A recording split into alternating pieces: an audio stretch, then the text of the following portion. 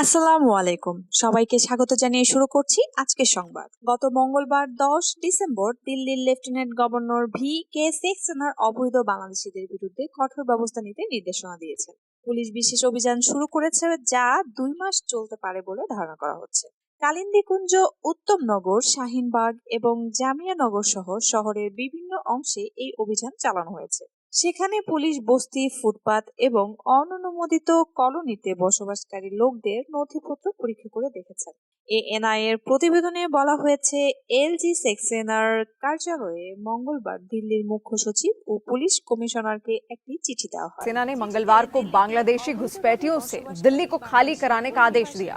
বিরুদ্ধে কঠোর পদক্ষেপ নেওয়ার নির্দেশ দেওয়া হয়। সেই সময় কিছু মানুষের কাছে যথাযথ নথি ছিল না, তাদের জিজ্ঞাসাবাদের জন্য থানায় আনা হয়েছে।